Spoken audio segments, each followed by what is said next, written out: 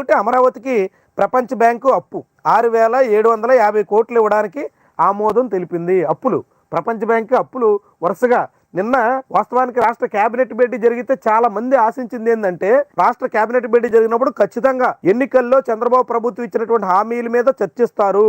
దాదాపు 500-600 హామీలు ఇచ్చారు. ఇప్పటి వరకు 4-5 హామీలు మాత్రమే నిలబెట్టుకున్నారు. కాబట్టి మిగిలినటువంటి హామీలు కనీసం సూపర్ 6 హామీలైనా అమలు చేసేదానికోసం చర్చ జరుగుతుందని అంతా ఆశించారు. కానీ నిన్న కేబినెట్ భేటీలో జరిగింది ఏంటంటే, ఎన్ని అప్పులు తేవాలి, ఎక్కడెక్కడ అప్పులు తేవాలి, ఎలాంటి అప్పులు తేవాలి, అప్పులతో అమరావతి ఎలా కట్టాలి, ఇదే చర్చ. దాని చుట్టూనే చర్చించినట్టుగా చెప్పారు. అసలు రాష్ట్రంలో ప్రజలకు ఇచ్చినటువంటి హామీలు ఏంటి, అన్నదాత సుఖీభావ ఏంటి, తల్లికి వందనం ఏంటి, ఉచిత బస్సు ఏంటి, ఇతర అనేక రకాల హామీలు చంద్రబాబు ప్రభుత్వం ఇచ్చున్నటువంటి మాటలన్నీ నిలబెట్టుకునేటువంటి ప్రయత్నం ఏంటి, వీటి మీద ఎక్కడా చర్చ జరగలేదు. నిన్న కేబినెట్ భేటీ జరుగుతుందంటే పత్రికలన్నీ రాసే ఈ రోజు కేబినెట్ లో అన్నదాత సుఖీభావ గురించి చర్చించే అవకాశం ఉంది, లేదంటే పలానా స్కీమ్ గురించి మాట్లాడతారు, ప్రజలకి ఈ సంక్షేమ పథకాల విషయంలో కొద్దిగానైనా ఊరట కల్పించే రీతిలో నిర్ణయం తీసుకుంటారంటూ కథనాలు ఇచ్చాయి. కానీ అందుకు భిన్నంగా అప్పుల గురించి చర్చించారు. అప్పులు ఎంత ఇస్తారు, ఎక్కడెక్కడ తీసుకొద్దాం అన్నది మాట్లాడారు.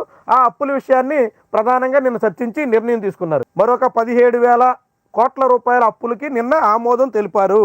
ఏపీ కేబినెట్ భేటీలో నిన్న తీసుకున్నటువంటి ప్రధానమైన నిర్ణయం ఏంటంటే అప్పులకు ఆమోదం. హడ్కో నుంచి సిఆర్డీఏకి 11,000 కోట్ల అప్పు, జర్మనీకి చెందిన కేఎఫ్డబ్ల్యూ నుంచి 5,000 కోట్ల రూపాయలు, మార్క్ఫెడ్ తీసుకునే మరొక 1,000 కోట్ల రూపాయల అప్పు, సిఆర్డీఏలో మొత్తం 33,137 కోట్ల రూపాయలతో 45 పనులకి గ్రీన్ సిగ్నల్ ఇచ్చారు. ఇది నిన్న జరిగినటువంటి కేబినెట్లో అప్పుల కోసం. అప్పులు ఎంత తేవాలి, ఎక్కడి నుంచి తేవాలి, ఎంత మొత్తం తేవాలి, తెచ్చి అమరావతిలో ఏ రకంగా అయితే పనులు చేయాలి, ఇది నిన్న పూర్తిగా అప్పులకు సంబంధించినటువంటి నిర్ణయాలు జరిగినట్టుగా ఈరోజు పత్రికల్లో వచ్చినటువంటి కథనాలను బట్టి మనకు అర్థమవుతుంది. 33,000 కోట్ల రూపాయలతో అమరావతిలో వర్క్స్ చేస్తుంటే అందులో దాదాపు 30,000 కోట్ల రూపాయలు అప్పే.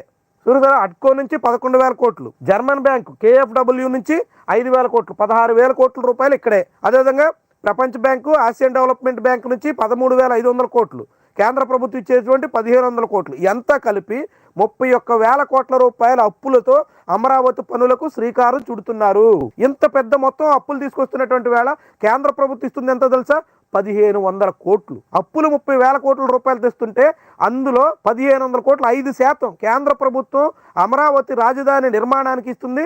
జస్ట్ 5%. చూసారు, అసలు రాజధాని నిర్మాణ బాధ్యత కేంద్రానిది అని చెప్పారు చంద్రబాబు. అమరావతి నగరాన్ని ఢిల్లీతో పోటీగా నిర్మించే బాధ్యత మాది అని చెప్పారు మోదీ. మరి ఏమయ్యాయి వీళ్ళ మాటలు? ఎందుకని జస్ట్ 5% నిధులు మాత్రమే అమరావతి నగరాన్ని నిర్మాణానికి బీజేపీ ఇచ్చి సరిపెట్టుకుంటుంది? మోదీ ప్రభుత్వం రాష్ట్ర ప్రజల మీద, రాష్ట్ర రాజధాని మీద ఉన్న ప్రేమ 5% మాత్రమేనా? మిగతా 95% అప్పులతోనే గడపాలా? 95% అప్పులు ఇప్పించి కేవలం 5% మాత్రమే రాష్ట్రానికి ఆర్థికంగా సహాయంగా అందించి చేతులు దులుపుకునేటువంటి ప్రయత్నమా ఇదా? ఆంధ్రప్రదేశ్ రాష్ట్రానికి కేంద్రంలో మోదీ ప్రభుత్వానికి మద్దతు ఇవ్వడం వల్ల రాష్ట్రానికి చాలా ఉద్ధరించవచ్చు అని చెప్పినటువంటి చంద్రబాబు ప్రభుత్వం మాటల సారా